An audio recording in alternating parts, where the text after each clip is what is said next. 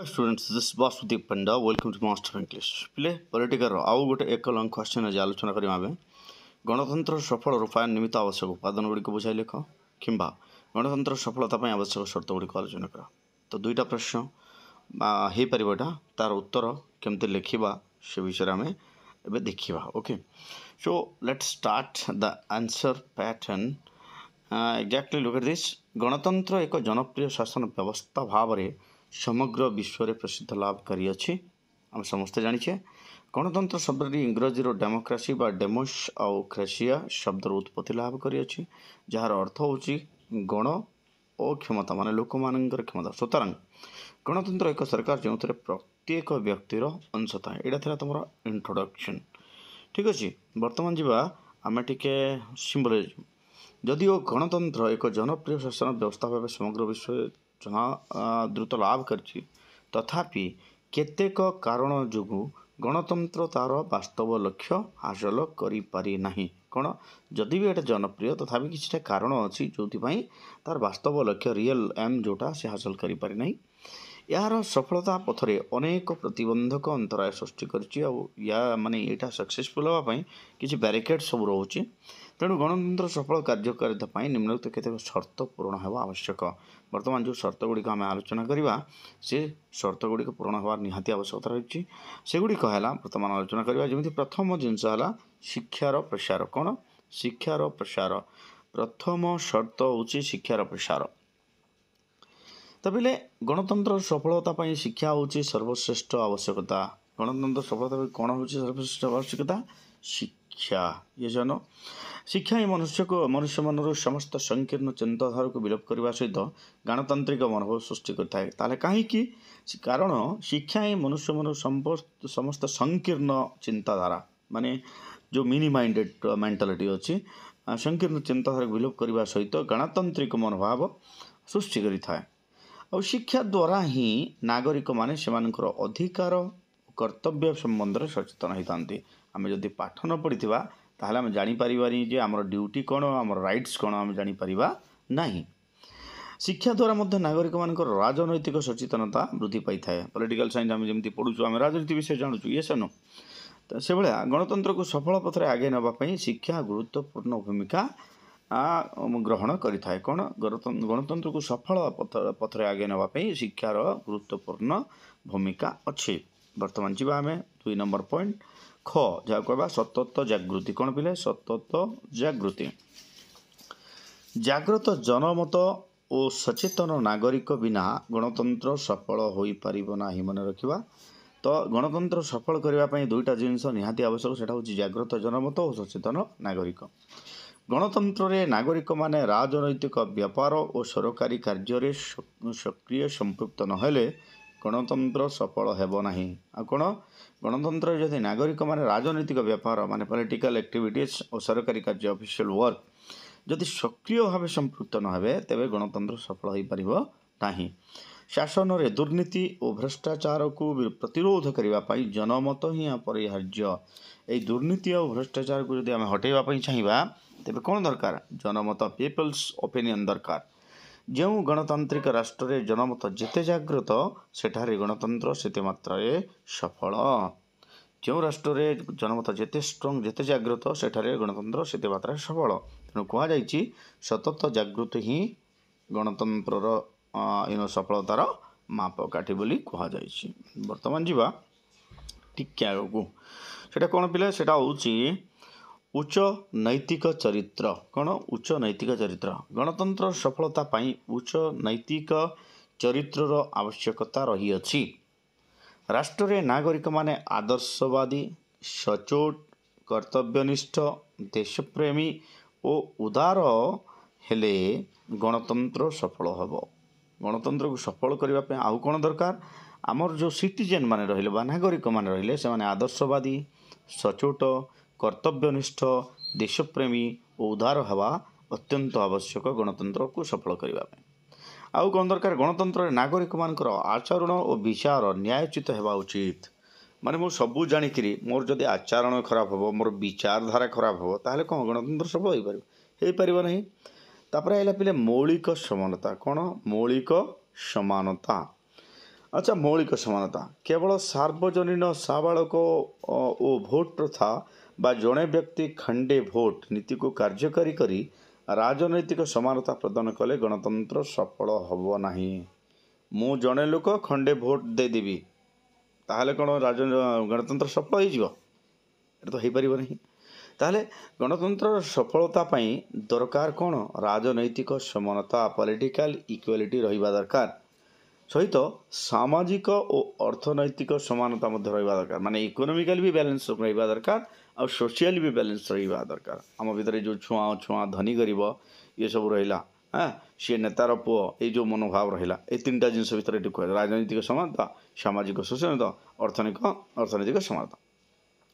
एथिपाई समाजर समस्त प्रकार वैषम्य को दूर करने सह धनी आ दरिद्र मध्य तारतम्य ह्रास करवा दरकार। तो या ठीक करने कौन हम माने समस्त भीतर ये जो गैपटा रोचे धनी आ दरिद्र जो गैप रोचे माने जातिगत वैषम्यता रोचे ये सब गैप को कम करवा दरकार फल आम मौलिक समानता हासिल कर। परवर्ती पॉइंट कौन पिले क्षमतार विकेंद्रीकरण कौन यस डिसेंट्रलाइजेशन ऑफ पावर राष्ट्र रे शासन क्षमता गोटे स्थान रे केन्द्रीभूत हेले सरकार स्वेच्छाचारी हो जाते जदि गोटे स्थान रे राजनीति बहुत दिन धरी रहे से कौन हम सरकार स्वेच्छाचारी हो जाती। तेणु गणतांत्रिक राष्ट्र रे शासन क्षमतार विकेंद्रीकरण करा जाई शासन प्रक्रिया रे अधिक नागरिकों को सामिल करा दरकार। कौन हम दरकार शासन क्षमतार विकेंद्रीकरण पावर डिसेंट्रलाइजेशन पावर करी शासन प्रक्रिया रे अधिक नागरिकों को सामिल कले क्षमतार विकेंद्रीकरण प्रपर भाव माने ठीक भाव में हो पार। परवर्ती पॉइंट पे परवर्ती पॉइंट कौन परवर्ती पॉइंट है मुक्त गणमाध्यम फ्री मीडिया जहाँ कह जमी पे संवाद पात्र दूरदर्शन रेडियो सिनेमा पत्र पत्रिका पुस्तक आदि को मिलित भाव गणमाध्यम कहुए ताहले गणमाध्यम क्या कहुए संवादपत्र दूरदर्शन रेडियो सिनेमा पत्र पत्रिका पुस्तक आदि को मिलित भाव एमाने सबू गणमाध्यम माध्यम जनसचेतनता और जागरण सृष्टि करने दिगरे गणमाध्यम गुरुत्वपूर्ण भूमिका अच्छी। कौन करने दिगरे जनसचेतनता बा पब्लिक अवेयरनेस जागरण सृष्टि करने दिगरे गणमाध्यम गुरुत्वपूर्ण भूमिका अच्छी। गणतंत्र माने जदि गणमाध्यम वाले चाहिए माने गोटे जीरा शिरा काढ़ी दे पारे जहाँ इच्छा ताहा करदे पारे गोटे माने माछ को बेंग तैयारी करदे पारे बेंग को माछ कर दिया मतलब एते शक्ति अच्छी। तो तार प्रपर यूटिलाइजेशन हवा दरकार उपयुक्त प्रयोग हवा दरकार। गणतंत्र सफलता गणतंत्र सफलता गणमाध्यम गुड़िक केमती हवा दरकार स्वाधीन प्रथम कथा तो कहार चापरेश करवा कथा नुह निरपेक्ष माने कहा पक्ष नहीं करवा कथा नुह आ प्रगतिशील उन्नत हवा दरकार। किंतु आजिकाली सेमती नाई रे पिले जी पैसा देला ता ना रे न्यूज बाहरिला नहीं कि परवर्ती जिनस देखा परवर्तीटा कौन अच्छी स्वाधीन और निरपेक्ष न्यायपालिका judiciary independence and selfless judiciary जहाँ कौन आम गणतंत्र सुरक्षा कवच हूँ न्यायपालिका ताल न्यायपालिका कौन एटा हूँ गणतंत्र सुरक्षा कवच। न्यायपालिका गणतंत्र रे नागरिक मानकर अधिकार और स्वतंत्रतार सुरक्षा करने सहित संविधान रक्षक भाव कार्य करिथाए।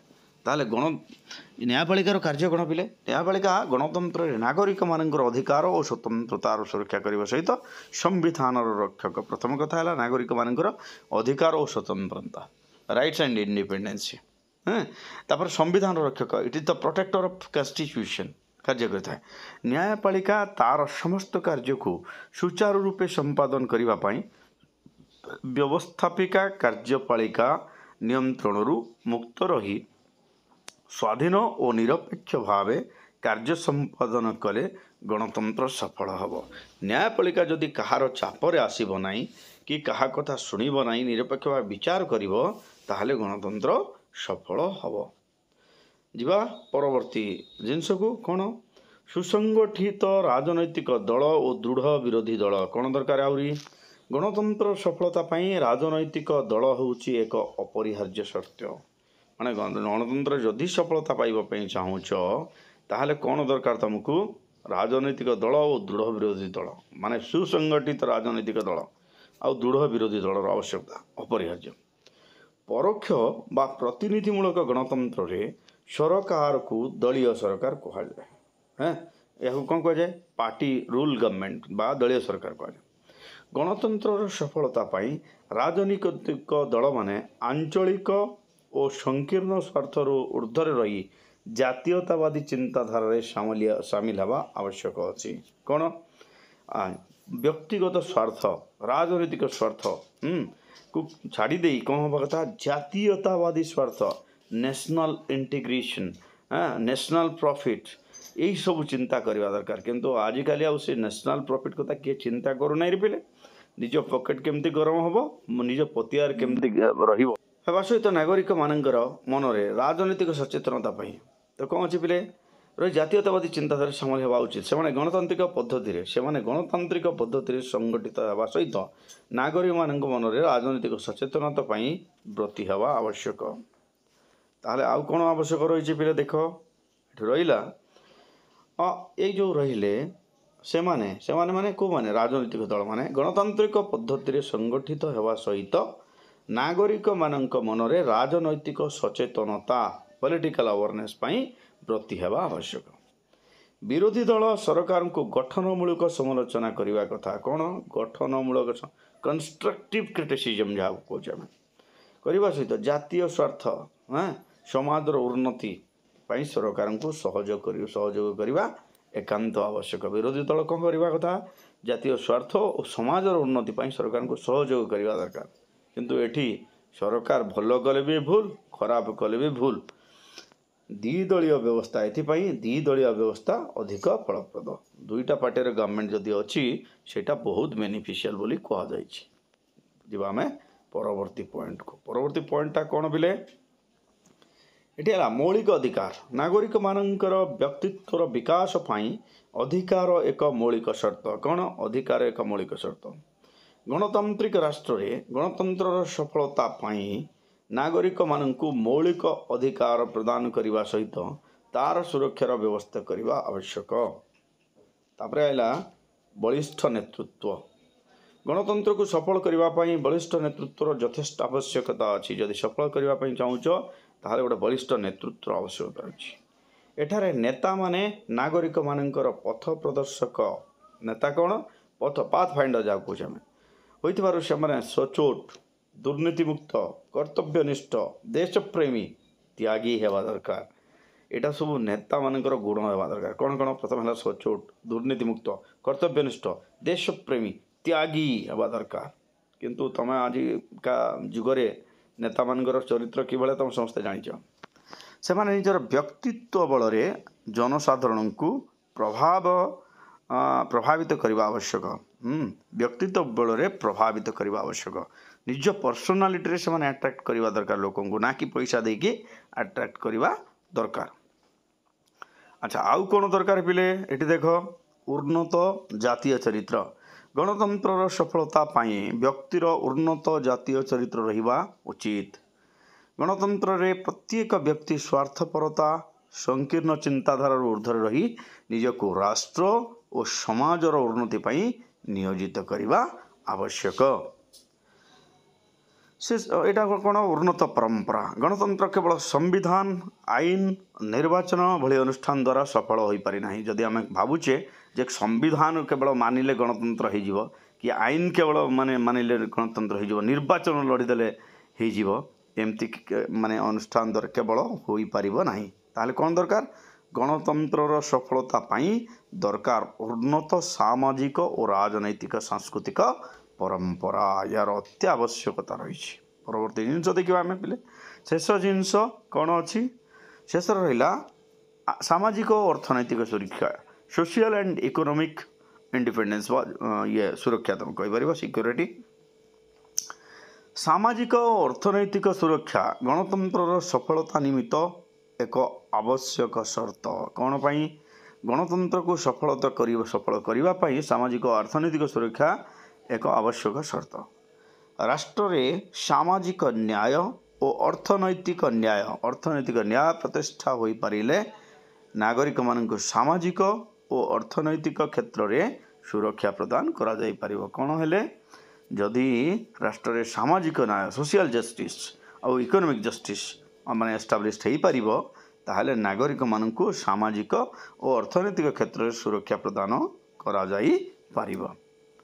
ପିଲେ ଆଜିର ଭିଡ଼ିଓରେ ଏତିକି, ପୁଣି ଦେଖା ହେବ ପରବର୍ତ୍ତୀ ଭିଡ଼ିଓରେ ଆଉ ଗୋଟେ ଲଙ୍ଗ୍ କ୍ୱେଶ୍ଚିନ୍ ଆଣିକି ଆସିବା ଆମେ। Stay tuned master of English. Bye bye.